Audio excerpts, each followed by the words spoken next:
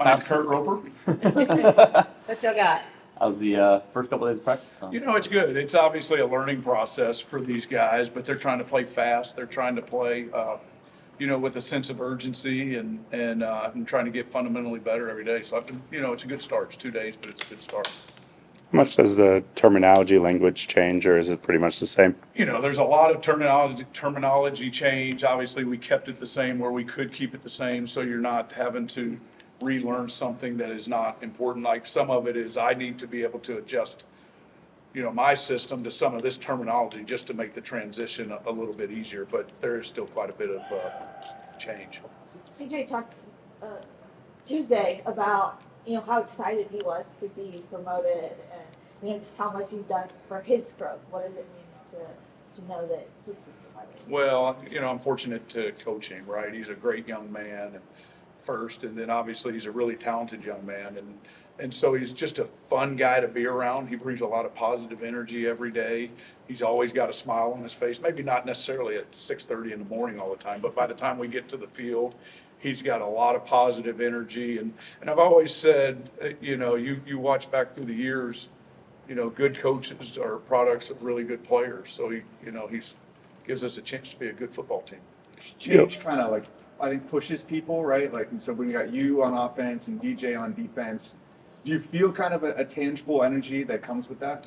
Well, yes, and I think the biggest thing is there's learning, right? They have to spend time in their books and figure out how to go out and function at a high level on a practice field with a new system. So those guys are challenged, right? New creates growth at times, and so we've been good around here a lot in football, but sometimes change is a positive thing.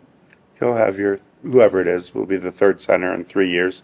How vocal is that position, and how would you like to see that position get settled? I think we've got to spend time finding that out this spring, and we've got several guys that are going to rotate in through that, and it's huge. I mean, it starts with the snap, right? And that's last year we all maybe got a little complacent in how good Zeke was at really snapping the football. We asked centers to do a lot more than we did when I first started 30 years ago when we're underneath center. We're asking them to gun snap and hit us right in the same spot in the chest and come off on a 300-pounder as fast as they can. There's nothing easy about that. So it starts with the snap, and then the guys got to understand the system, get everybody on the same page, and create a cohesive unit. And so, we're looking forward to watching that battle. Last year, there was a lot of new when it comes to the players. This year, obviously, the scheme is different, but you have a lot of the same faces back with CJ, Justin, Hollywood, people like that. Noah, obviously. How much does that continuity help when you're implementing a new system? Sure. Experience is the best teacher for all of us, right? And even though we might be saying something a little bit different, they can correlate it to what they've done in the past, right? And we've all been around together for a year, so our ability to communicate with each other is quicker. And then, just the guys have played a lot of football, and that makes a difference. It's not a lot unsimilar to 2019 to the 2020 change. And when you looked at 19 offensively, we were a lot of young guys, new players playing. And then 20, we were obviously a year better with the experience. And so I guess experience is the best teacher. I know there's some secrecy involved with close practices and no spring game, but what can you share about what do you expect the offense to look like? It's a good question. Obviously, I've said I think we've got to have the ability to function faster at the line of scrimmage, right? And I think we've been pretty good coming out of a huddle. I think we're good at that as a team. We understand how to do that. We've got to be able to change the pace of play, if that makes sense. So we've got to be able to go fast, maybe mix in some huddle, mix in some sugar huddle, as I've said, but beyond that, we got to find the best 11 players to put on the field. What was it like for you last year to be able to see Hollywood's growth throughout the year? By the end of the year, it seemed to be clear. It was actually fun recruiting him. I still remember the first time I saw him play in person, and I didn't know much about him.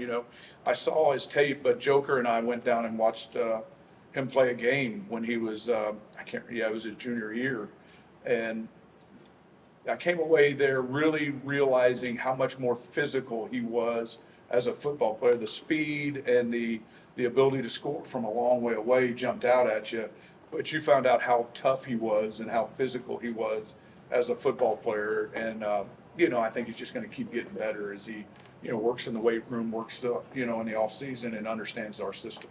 How unique is that relationship with you being kind of his lead recruiter early on before moving over to the quarterback side of things and now being the offensive coordinator? We've known each other a long time. I give him a hard time because he told me no the first time, right? It's kind of like my wife. It took me a long time to get her to say yes, but eventually we made ourselves that way. And I think, him going off and starting somewhere else and starting here, I think he really embraces being close to home and realizes, how awesome this opportunity is for him. And we're obviously excited and fortunate to have him as a guy on our team. You've been in the booth, you've been on the field. What are the perks of both? I've called it always in the booth. And you just see so much better, right? You can see the alignments, you see shades of corners and linebackers. And so I think maybe my mind processes the information better and I can maybe put together a plan as I'm seeing it rather than waiting after a series and looking at the iPad and adjusting from that point. It's good in this sense that it's very quiet and calm in the box. And on the field, it's not that. So it's good in that sense that it's quiet and you can think, but you don't feel the emotions of the game down there. You don't feel the energy of the game. And so sometimes that's important to feel that. What's it like Couple more, guys. having Zach back on staff? Oh, yeah, I mean, it's my brother. It's fortunate and to have him around and all that. But we grew up the same in the sense when we started coaching, Cut is really both our mentors. And so we think alike. So when you're trying to make adjustments during the game, just having his insight is going to be important. I feel like last year, a lot of the problems came from just trying to get the offensive line rolling. How are you kind of already starting to kind of, I don't know, solve that problem's the right word, but kind of work on that? Yeah, I think always on the focus, if you want to be good up front with 5 guys as a cohesive unit, you have to ask them to do the same things repetitively over and over and over again. And you have to get good at that because things that are going to multiply really quickly on the offensive line with the defense, whether it's a front change, a pressure change, those type things. So if you put too much on their plate, to say that you're going to function at a high level when the defense is added to that becomes more challenging. So I think the biggest focus for us is let's find out what we're good at and do it over and over.